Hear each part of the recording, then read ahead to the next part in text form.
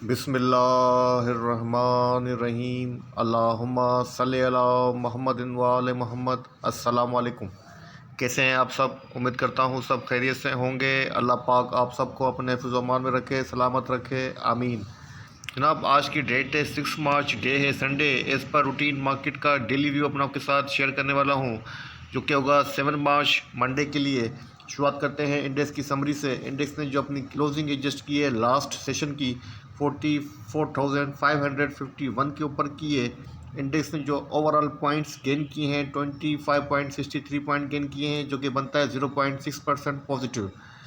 Volumes की बात करें 62.84 मिलियंस के वॉल्यूम जनरेट हुए हैं, जो कि प्रीवियस डेज की बनस्बत लोअर हैं। इंडेक्स ने अपनी जो ओपनिंग दी थी 44,516 के पास से दी थी। अपना जो हाई पोस्ट किया है 44,723 का किया है। जो अपना लो पोस्ट किया था 44,461 का किया है। थ्रू आउट द डे जो इंडेक्स की पोजीशन रही रेंज बाउंड और वॉलेटाइल रही है। कंपनीज़ की बात करें 41 कंपनीज अप रही हैं, डाउन जो है वो 46 रही हैं, अनचेंज 13 कंपनीज रही हैं। टॉप पॉइंट कंट्रीब्यूटर्स की बात करें तो जनाब एडवांसर के अंदर नंबर 1 पे सीस है, जिसने 13 पॉइंट इंडेक्स के अंदर ऐड किए हैं। सेकंड नंबर पे HBL है, जिसने 19 पॉइंट ऐड किए हैं। उसके बाद एंग्रो है, जिसने 19 पॉइंट ऐड किए हैं। उसके बाद डीफर्ट है, जिसने 17 पॉइंट ऐड किए हैं। उसके बाद एफ फर्टिलाइजर है, जिसने 15 पॉइंट इंडेक्स के अंदर ऐड किए हैं।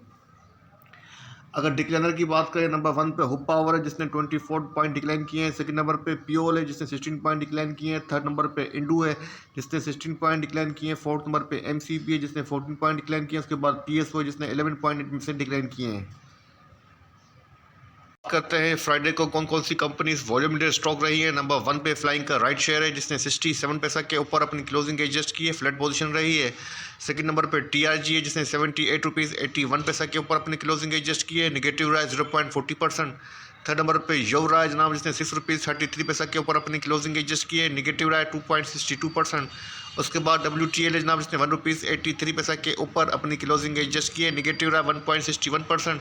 इसके बाद WGL जनाब, जिसने 18 रुपीज़ 5 पैसा के ऊपर अपनी क्लोजिंग एडजस्ट की है, नेगेटिव रहा है 2.27%। को 4 मार्च को जो फाइनेंशियल रिजल्ट अनाउंस होते हैं उसका ओवरव्यू कर लेते हैं। नंबर 1 पे AC है अल शहीर। तो यहाँ पर देख सकते हैं इसकी EPS 53 पैसा है, LPS आई है, माइनस के अंदर आई है EPS। इसके बाद नंबर है जनाब SLL का, जिसकी LPS 42 पैसा आई है। इसके बाद थर्ड नंबर पे जनाब पिकेट है, जिसकी EPS 31 रुपीज़ आई है। 9 रुपीज़ का डिविडेंड भी दिया है, काफ़ी अच्छा रिजल्ट दिया है। उसके बाद नंबर है जनाब बोक का। तो यहाँ पर आप देख सकते हैं जनाब इसकी जो EPS है वो शो नहीं हो रही है, बोनस दिया है इसने आपको 5%। इसके बाद नंबर है जनाब बोक का, तो EPS 1 रुपीज़ 5 पैसा शो हो रही है, डिविडेंड वगैरह निल है। और ये रिजल्ट है जनाब एयर एंडेड December 31, 2021 का।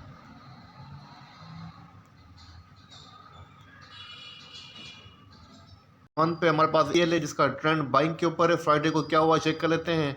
बाइंग हुई है जनाब 2000 शेयर्स की 86 की प्राइस के ऊपर। सेकंड नंबर पे जनाब FMLS का ट्रेंड डिटेक्ट नहीं हो रहा है, और फ्राइडे को 1 लाख शेयर्स का सेल हुआ है इसके अंदर 70 रुपये की प्राइस के ऊपर। और इसके बाद नंबर है जनाब FHM का, इसका ट्रेंड बाइंग के ऊपर है, और फ्राइडे को क्या हुआ है वो चेक कर लेते हैं। बाइंग हुई है जनाब 3,62,500 शेयर्स की 9 रुपीज़ की प्राइस के ऊपर। काफ़ी अच्छी ट्रांजेक्शन हुई है।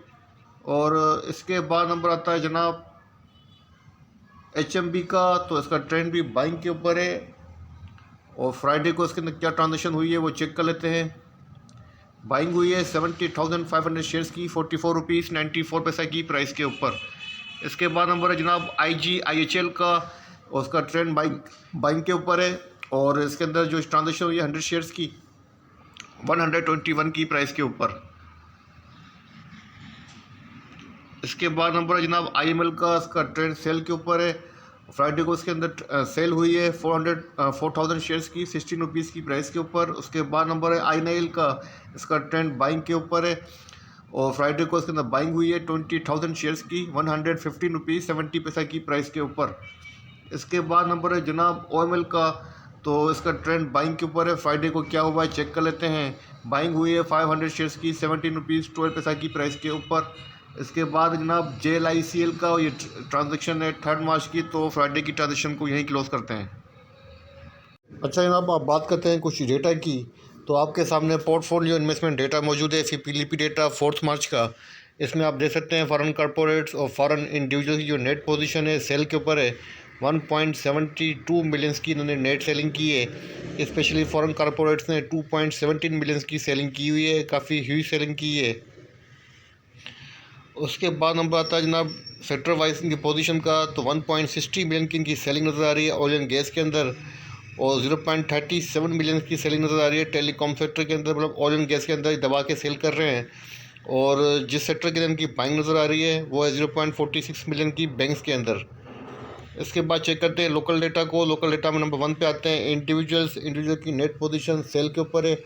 2.44 मिलियन की नेट सेलिंग की है। जिस सेक्टर के अंदर इन्होंने अच्छी सेलिंग की है 2.83 मिलियन की जनाब, वो है फूड सेक्टर। उसके बाद नंबर आता है कंपनीज़ की नेट पोजीशन बाई के ऊपर है। 0.94 मिलियन की नेट बाइंग है। जिस सेक्टर के अंदर अच्छी बाइंग की है 0.78 मिलियन की, वो है ऑयल एंड गैस। उसके बाद नंबर आता है बैंक्स की नेट पोजीशन बाइंग के ऊपर है। 1.58 मिलियंस की नेट बाइंग की है। जिस सेक्टर के अंदर उन्होंने अच्छी बाइंग की है 0.84 मिलियंस की, वो है बैंक्स के अंदर बाइंग की है। इसके बाद नंबर आता है म्यूचुअल फंड की नेट पोजीशन सेल के ऊपर है। 0.71 मिलियंस की नेट इनकी सेलिंग है। जिस सेक्टर के अंदर अच्छी सेलिंग की है 0.34 मिलियंस की जनाब, वो है ऑयल एंड गैस, और 0.31 मिलियंस की बाइंग की है ऑयल एंड गैस एक्सप्लोर के अंदर। इसके बाद नंबर आता है अदर्स इंस्टीट्यूट का, तो इनकी नेट पोजीशन बाई के ऊपर है। 0.43 मिलियंस की नेट बाइंग की है। जिस सेक्टर के अंदर अच्छी सेलिंग की है 0.75 मिलियंस की, वो है बैंक्स के अंदर। इसके बाद नंबर आता है ब्रोकर्स की नेट पोजीशन जनाब बाइंग के ऊपर है। 2.38 मिलियंस की नेट बाइंग की हुई है। जिस सेक्टर के अंदर अच्छी बाइंग की है 2.80 मिलियंस की जनाब, वो है फूड सेक्टर। इसके बाद नंबर आता है इंश्योरेंस कंपनीज़ की नेट पोजीशन सेल के ऊपर है। 0.46 मिलियन की इंश्योरेंस ने सेल की हुई है। जिस सेक्टर के अंदर अच्छी सेलिंग की है 0.17 मिलियन की जनाब, वो है बैंक्स के अंदर। तो जनाब ये था FIPLIPI डेटा 4 मार्च का। अब देखते हैं ओपन इंटरेस्ट डेटा की क्या पोजीशन रही है 4 मार्च को। अच्छा जनाब, अब बात करते हैं टॉप 10 कंपनीज़ का ओपन इंटरेस्ट डेटा 4 मार्च का। ओवरऑल जो रेशो है जनाब 0.8% इंक्रीज़ हुआ है, प्राइस भी इंक्रीज़ हुई है। इसका मतलब है हल्की फुल्की जो है बाइंग पोजीशन को वो इंडिकेट कर रहा है।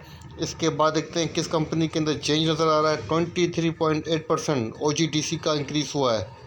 ठीक है जनाब, 23.8% इंक्रीज़ हुआ है। और OGDC की प्राइस डिक्रीज़ हुई है या इंक्रीज़ मुझे याद नहीं है क्योंकि मैंने फॉलो नहीं किया है। इसके बाद नंबर आता है जनाब -9.8% डिक्लाइन हुआ है एवीएन की प्राइस भी डिक्लाइन हुई है। इसका मतलब है हाईली अनसर्टेन पोजीशन है। इसके बाद नंबर आता है जनाब 4.6% डबल जीएल का डिक्लाइन हुआ है। डबल जीएल की प्राइस डिक्लाइन हुई है, हाईली अनसर्टेन पोजीशन है। उसके बाद TPLP का भी डिक्लाइन हुआ है 3.6% और प्राइस भी डिक्लाइन हुई है। इसका मतलब अनसर्टेन पोजीशन है इन चारों स्टॉक्स की, TPLP की, डबल जीएल की, एवीएन की। ठीक है जनाब, तो ये था ओपन इंटरेस्ट डेटा और FIPLIPI डेटा। अब चलते हैं डायरेक्ट चार्ट की तरफ।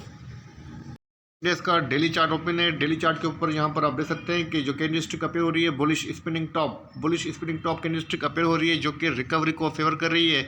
और प्रीवियस 3 कैंडलस्टिक इस बात को इंडिकेट कर रहे हैं कि इंडेक्स का जो ट्रेंड है वो रेंज बाउंड पोजीशन के अंदर ट्रेड कर रहा है, और इंडेक्स जो है एक नैरो रेंज के अंदर ट्रेड करता हुआ नजर आ रहा है। एवरेज हाई पोस्ट करता है 44,700 के अराउंड।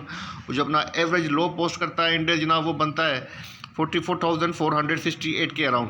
तो इंडेक्स की पोजीशन थोड़ी सी साइड वेज नज़र आ रही है, और आपके सामने हालात भी हैं जिसको देखकर इन्वेस्टर ट्रेडर्स जो अभी साइड लाइन के ऊपर ही हैं। लेकिन फिलहाल जो पोजीशन है वो अभी बुल के कंट्रोल के अंदर है। मैं ये नहीं कहूँगा कि इंडेक्स की पोजीशन बेरिश हो चुकी है। फिलहाल इंडेक्स की जो पोजीशन है शॉर्ट टर्म के ऊपर बुल के कंट्रोल के अंदर ही है, और इंडेक्स अपनी सपोर्ट को मैनेज करता हुआ नज़र आ रहा है, जो कि है 44,380 की। यही आपके पास स्टॉप लॉस भी होना चाहिए। कोई भी जो आवरली बेसिस के ऊपर अगर 44,380 के नीचे इंडेक्स क्लोजिंग दे तो आपको एग्जिट लेनी चाहिए। और जब तक इंडेक्स 44,380 से अबव है तो आप अपनी पोजीशन शॉर्ट टर्म के ऊपर होल्ड कर सकते हैं। अच्छा जनाब, अब कल के लिए जो रेजिस्टेंस बनेगी फर्स्ट वो यहाँ बनेगी 44,700 से लेके 750 की, 44,700 से लेके 750 की फर्स्ट रेजिस्टेंस बनेगी। और इसके बाद जो बनेगी रेजिस्टेंस जनाब वो यहाँ बनेगी 45,150 की सेकंड रेजिस्टेंस बनेगी। और अगर हम सपोर्ट की बात करें जनाब, इंडेक्स के पास जो फर्स्ट सपोर्ट बनती है वो यहाँ बनती है 44,453 की फर्स्ट सपोर्ट नज़र आ रही है मुझे। और उसके बाद जो सेकंड सपोर्ट बनती है जनाब वो यहाँ बनती है 44,260 से लेके 300 के अराउंड जो है इंडेक्स के पास सेकंड सपोर्ट है। तो इन सपोर्ट रेजिस्टेंस नीचे काम कीजिएगा। और डे आफ्टर टुमारो मतलब जो है 8 मार्च को मॉनेटरी पॉलिसी भी अनाउंस होनी है, जिसकी वजह से भी कल मार्केट मुझे एक रेंज बाउंड पोजीशन में ट्रेड करते हुए नजर आ रही है। कल भी लोग वेट एंड वॉच पर रहेंगे। तो जब तक मॉनेटरी पॉलिसी अनाउंस नहीं होती है तो कल आपको भी वेट करना चाहिए। अगर इंटरेस्ट रेट इंक्रीज़ हुआ तो ये एक और डेंट होगा और मार्केट के लिए नेगेटिव साइन होगा। अगर फ्लैट रहता है तो फिर कोई मसला नहीं है। अगर डिक्रीज होता है तो ये एक इंडेक्स के लिए पॉजिटिव ट्रिगर होगा। तो कल के लिए सेशन मुझे रेंज बाउंड लगता है। तो आप भी जो है इंडेक्स के साथ मूव करते नजर आइएगा और जिस तरफ इंडेक्स जाए तो इस तरफ आप भी चाहिएगा। अपना स्टॉप लॉस रखिएगा 44,380 का, और अपना टारगेट रखिएगा एग्जिट लेने का 44,750। ठीक है जनाब, तो ये था इंडेक्स का छोटा सा वीडियो आपके साथ शेयर किया है। उम्मीद करता हूँ वीडियो आपको पसंद भी आई, आपके काम भी आएगी। वीडियो पसंद लगे तो लाइक कीजिएगा। अपने प्यारों का बहुत ख्याल रखिएगा। मुझे अपनी दुआ में रखिएगा। अल्लाह हाफ़िज़।